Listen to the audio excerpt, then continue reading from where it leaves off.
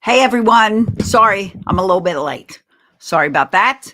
I hope you're doing great. Happy Thursday to you. It's not Thursday. Back up. Happy Tuesday to you. And I hope you're having a great morning, great start to your day. We're talking about when your kids talk back to you or whine or just plain rude. What can you do? Because you can do something. You don't have to just accept it. We want our kids to be respectful.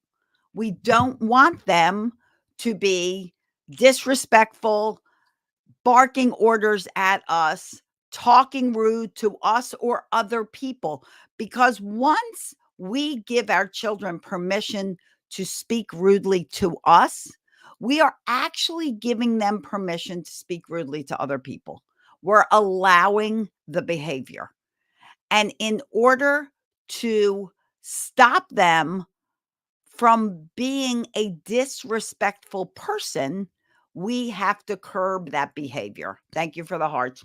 Thank you to everyone that's joining me. And if this is going to help you, it will certainly help a friend of yours. So share it on. Before we get started, let me just tell you who I am. I'm Celia Kibler, family and relationship empowerment coach, award-winning, best-selling author of Raising Happy Toddlers, How to Build Great Parenting Skills and Stop Yelling at Your Kids, also available in Spanish, and 3 great children's books. I'm the founder of Fun Fit Family Fitness, Pumped Up Parenting, and the Day of Calm Foundation, and the International Day of Calm. And if you don't know me too well, then let me tell you, I am on a mission to help 10 million parents stop yelling at their kids. I do that through my private coaching and my group coaching. If you want to reach out, if you need some help with your journey, reach out to me. You can get an SOS call. You can go to talkwithcelia.com. Low price will solve what's going on in your life for just 1 hour of private time. We'll get to talk about and solve what your issue is. But let's talk about this talking back thing, this disrespectful communication. First of all, I want you to realize that you also have to be a role model of respectful communication. If you are speaking disrespectfully, if you never use your manners, if you're barking orders all the time, and you're not being considerate of whoever you're talking to, they're learning from you. So if you are yelling at them or you are like, come on, let's go, and you are barking orders and you are not speaking kindly with a smile on your face or using your manners, you are teaching them to talk that way. Keep in mind that when we're born, we are born with the ability to communicate, but we are not born with language. So that means basically we can wave, we can move, we can grunt, we can cry, we can do all of those things at birth to communicate our needs. We cannot speak words. We cannot speak language, which is why any child can basically learn any language. So whatever, I'm fixing my camera, sorry. So whatever language you speak, that child can learn. Doesn't matter what it is. But that also means that any words you speak, if you're cussing, if you're screaming, if you're barking orders, if you're being demanding and moody, your child will also learn that.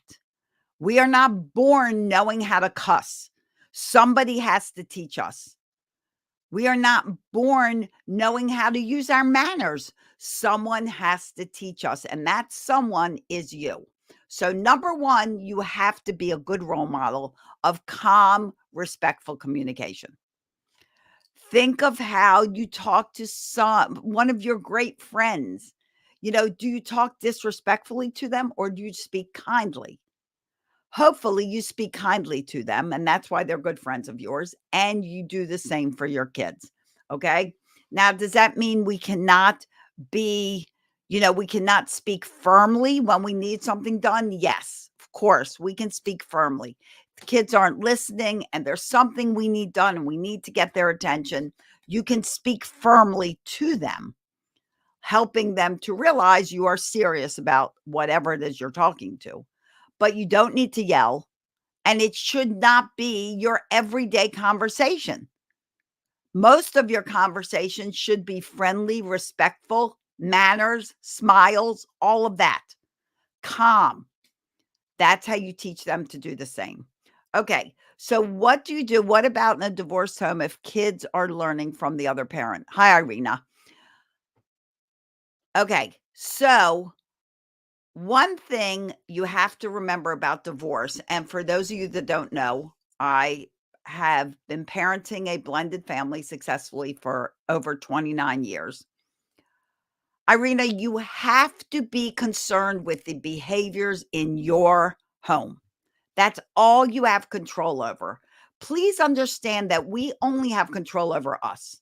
We don't have control over what goes on around us. We don't have control over the other people, only us and our behaviors. To the point of when your children walk up to you and say, Mom or Dad, I'm bored. It's not your responsibility to entertain your kids 24/7. When my grandkids come up and say, Grandma, I'm bored, they don't even ask me anymore because they know what the answer is. And the answer is, honey, who's making you bored? And they're like, I am. Yes, the only person that can make you bored is you. So you have to realize that your control lies within yourself. Unfortunately, does not lie with that other parent that you're divorced from. Does not lie with anything inside their home because you're not there. They can say whatever they want to say. Yes, I'm going to do this. I'm going to go along with it. I'm going to do all this. And then they go back to their house and they do whatever they want to do. So unfortunately, you have no control there, but you have all the control on what goes on in your home. So you have to be the example. You have to be the person you want to be so that your children grow up being the type of person you want them to be. Yes, they're going to learn things in the other home you don't want them to. Yes, they're going to learn things at school and out in life. But you have to plant all those good qualities and good um, beliefs and good values into your children so that when they go to another home in a divorce situation, or they go to school, or they go to a job, that they are in control of them, and those qualities, those values that you planted in them stay within them, and they know right from wrong in any given situation. So I hope that helped. Be concerned with you and your home. Okay.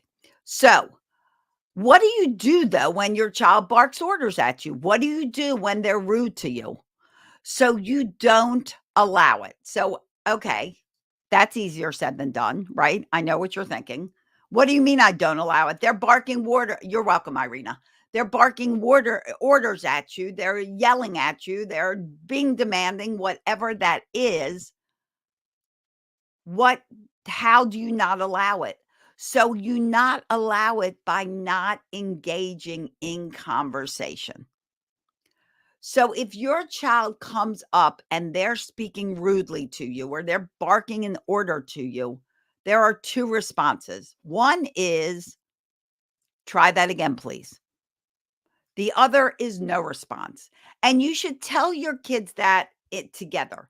So have a little meeting with your children and say, look, we're going to all try, make it a family issue. We're going to all try to speak more respectfully to each other, all of us.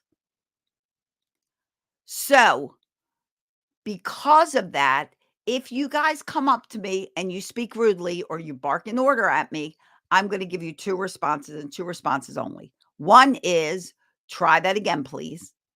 Or I may not respond at all, because you know that you have to talk nice to me or I'm not responding. As soon as you engage in conversation, as soon as your child says, I don't want to do that, and you're like, I don't really like the way you're talking to me. You need to speak kinder. You tell me a little bit more about what the problem is and speak nicer.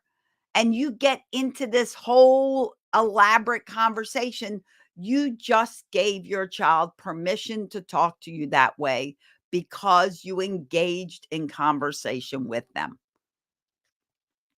By simply stating, try that again, or giving no response, they understand they have to talk to you in a different way.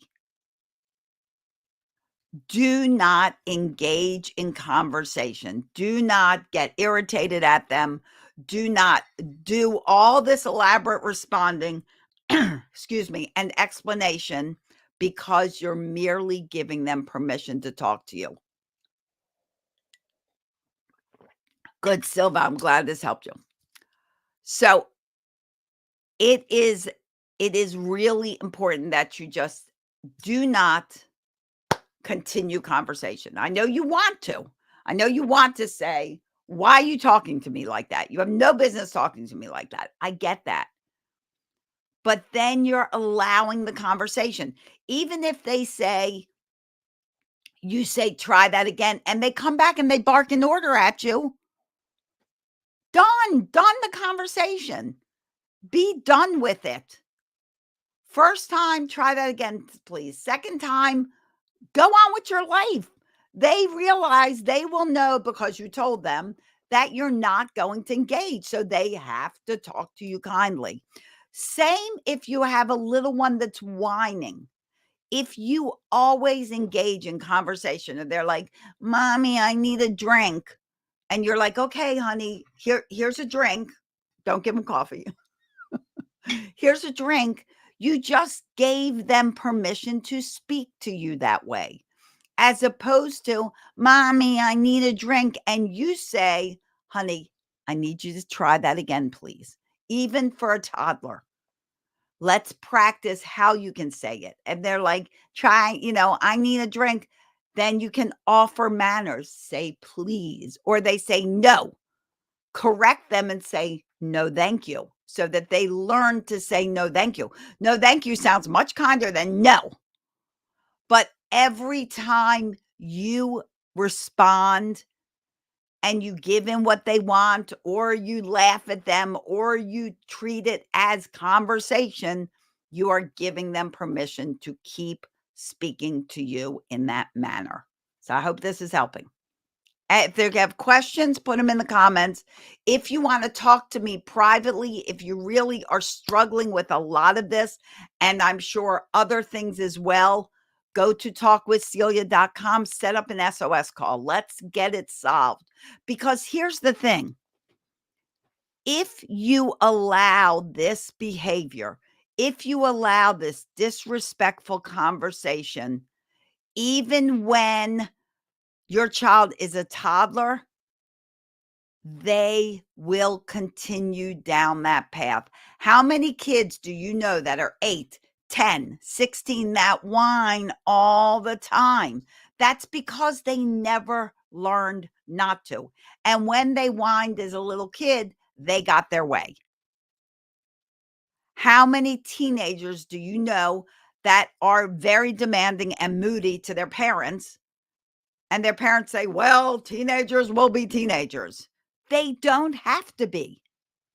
They can also be respectful humans. If they talk a certain way, I'm glad this is helping. If they talk a certain way to their friends, they don't talk that way to you as an adult, and don't let them. They need to learn respect for authority. Does that mean they can't question authority? Absolutely not. Can always question authority, and you want your child to continue to. The difference is respect. What is the difference between talking back and talking up? When you talk back is disrespectful. Always. This is the main difference. When you speak up, you want to voice an opinion, you want to ask a question. If you're doing it respectfully, then please do. Please voice your opinion. Please ask questions. That's how people feel valued. That's how your children will feel valued. Your children will feel seen and heard. And your teenager won't be going like, "You know why I don't talk to anyone in my family? Because they care less about what I have to say." That's why teens disconnect from families. So encourage them to speak up. Encourage them. If you put something into place, encourage them to offer another solution if that solution's not working. But it all is done respectfully. And you, as their ultimate role model and teacher of communication, have to also be respectful and speak respectfully. How would you say? How would you say what? I think it sent the comment without finishing the sentence. So bring it up and I'll help you with that. You have to be the example. If you are moody, if you are irritable all the time, if you're barking orders, your children will too. You know, I have parents ask me, how do I raise well-mannered children? And I respond back, do you use your manners? And people will say, well, sometimes. And then I'll say, well, then your children will use their manners sometimes as well. How would you say get them to speak up? Okay, I think, and I'm not positive if I'm interpreting correctly, but I think you're asking how do you encourage your children to speak and have conversation and be willing to voice their opinions? Number one, questions. The person that's asking the questions is creating conversation. So if you want your child to offer their opinions, ask them, honey, this is what I was thinking we could do on Saturday. What do you think? Do you want to do that? Or are you thinking about doing something else? What would you like to do? Even consequences. Okay, you know, you're not giving back your tablet. You're not getting off your tablet when I ask you to. So my thought is if that happens, I'm going to take your tablet away for 24 hours. What do you think of that consequence? You can actually ask them because I'm telling you, kids will come up with a much harder consequence than you. Or instead of offering a consequence, say, you're not getting off your tablet when I ask you to. There has to be a consequence. What do you think your consequence should be? Ask them, get their opinion. And then, as far as consequences go, if they come up with a good consequence, put it into place. You should take my tablet away for 2 days. Okay, we're going with that. You don't get off your tablet, you are going to lose your tablet for 2 days. Now they even have skin in the game because they gave you permission to have that consequence. So now it doesn't require yelling. They don't get off their tablet when you ask, you take it for 2 days. Done. No yelling necessary. There and guys, if you're interested in really setting up a strategy in place in your homes, a systematic approach to parenting so you're not flying by the seat of your pants, I released a great course, 21 Days to Stop Yelling. And what it does is in 21 days, it puts a parenting system into your home. You're very welcome. Puts it in place. You get the whole system in 21 days and super reasonably priced. But you got to put in the coupon code podcast. Go to quityelling.com. Under $50, guys. I think it'll bring it down to 47 bucks. Quityelling.com, coupon code podcast. Do it now. Imagine what your life's going to be like 21 days from now. It can be more of the same, or it can have huge intentional changes in place in your home. Quityelling.com, coupon code podcast. Okay. Telling you, you won't be sorry. And you'll be like, thank goodness I decided to do this. Okay. So, things you need to put into place. You need to be the role model. You need to be the person that is the example for speaking respectfully, for not being demanding all the time, for not being in one level of your house, another yelling house, and screaming up to your kids. Go up there and talk to them. Good, Nigel. Thank you. I'm glad to have you with us. Go up there, talk to your child because they're going to mimic you. You need to be the person that is not on your phone all the time if you don't want them on their screens all the time. What happens if they didn't stop nagging or whining about them? They lose the iPad. Take the iPad if that's what you decide to do. Take the iPad for 2 days. They don't get it. Guys, you have to be consistent. If there's a consequence in place and they lose their iPad, they can moan and complain all they want. Sorry, no iPad. Next time, get off your iPad when I asked you to. You don't give in to the moaning and complaining. Let them go moan and complain. If you're going to complain, go into your room and complain because I don't want to hear it. Do not run your family around them being moody, them throwing a tantrum, them complaining. You're the boss of your family. If there's a consequence in place, it follows through. If there's encouragement that you encourage your kids to cooperate, that has to stay consistent. Kids have to feel like they're doing good when they're doing good. You have to let them know. I'm telling you guys, it is such a big change to have a system in place in your home so you know what to do. So you're not wondering, well, I told them they didn't get their iPad, but I'm sick of hearing them complain. So here, you get it back. You know what you just did? You just made them know for a fact that your threats mean nothing. If you threaten a consequence, it means nothing because it's not going to get followed through. So they can pretty much do whatever they want. Limits, boundaries, consequences, encouragement. This is what helps a child to be cooperative, to be respectful, to want to help out, to want to do what's right. Children ultimately want to make you proud. I know it sometimes doesn't seem that way, but they really want to make you proud. So when they do, you have to let them know, honey, thank you so much for getting off your tablet and coming to dinner when I asked. I really appreciate it. But there are so many other scenarios and so many other things you can do to increase encouragement, to increase cooperation, to increase listening. If you are always giving them and threatening them with things that are going to happen, you will have a very dysfunctional family. And I can't impress upon you enough.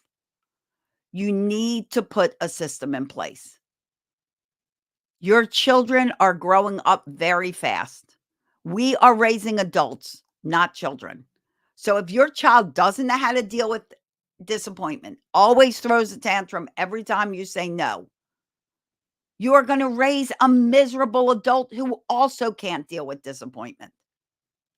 If you are always trying to make your child happy, giving into their every whim, that's what spoils a child, not love. That's what creates an entitled, moody, demanding child is you giving into their every whim. What kind of person do you want your child to be? Write down the qualities you want. You need to be that person, and you need to have a system in place that creates that family harmony, not chaos, not unpredictability. You may not know what your kids are going to do. They should always know what you're going to do because you're consistent and you are a person of integrity. And what you say, you do. You don't threaten, you follow through. And guys, I'm telling you, if you need help, you want to put a system in place in your home, you have two choices. You can work with me privately or in my group, and that gives you consistent accountability. Or if you want to try doing it on your own, then get my course, quityelling.com. 21 days. What's 21 days from now? What if 21 days You had some family harmony. You had cooperation. Yes, we have to create structure and also allow them. Absolutely. They have to hold themselves accountable just like you have to hold yourself accountable. And then you know what happens when you have great structure and harmony in the home? You hold each other accountable. You agree on things and hold each other accountable. It's wonderful. It's wonderful not being miserable every day. It's wonderful not having the chaos and stress every day. It is simply wonderful to be smiling and happy and your kids cooperating day after day. What if that could be your life? It won't be your life if you don't do anything to make it your life. If you're flying by the seat of your pants, if you're just doing what your parents did, if they spent all their time yelling and screaming at you, and now you're spending all your time yelling and screaming at your kids, did you like that? No one likes to be screamed at. I had somebody comment, "Well, my child actually likes to be screamed at. My child likes to be screamed at, and that's how they do what I ask them to do." No one likes to be screamed at. Why? It's disrespectful. And you're only teaching them to scream at someone else, probably you. You're teaching them that behavior. They might say they like it, they don't. The reason they're only doing it because you're screaming is because now they're afraid of you and now they're taking you seriously. All the other times you asked, you weren't serious. You're training them. Okay, guys, 11 o'clock. I got to go, but I hope this helped. And really, I'm telling you, if you do nothing else today, go to quityelling.com, get started on a journey, coupon code podcast, and get started learning a better way. If what you know today, out of all your years of life, is not working, be willing to learn a better way. Yes, break the generational curse. Accountability games, awesome, Nigel, awesome. Yes, teamwork. You're a family. You should be working as a team, not against each other. This is not a competition. All right. And if you want to reach out to me and you really want to talk to me privately, go to talkwithcelia.com. It'll cost you a little bit of money, but it'll be the best money you've ever spent. And honestly, these two options are about the same investment. And really, what's it worth to create family harmony? What's it worth to lower your stress and chaos level of your home? What's it worth to you to stop yelling and to stop having your kids fight you all the way? What is that worth to you? Or you can go on day after day and keep doing the same and keep being frustrated and keep searching the internet for one tip. One tip is not going to solve the problem. You need a system. You didn't learn your career by learning one thing. You went to school. You learned how to do it. Whatever training you got, you learned how to do it. Learn how to make life full of happiness, joy, and cooperation in your home. Go to quityelling.com, put in the coupon code podcast. I'll see you here next Tuesday at 10:30. As always, I wish you guys days filled with peace, love, tons of laughter. Really is the best medicine. Don't forget to laugh. I'll see you around the web. Bye-bye, everyone.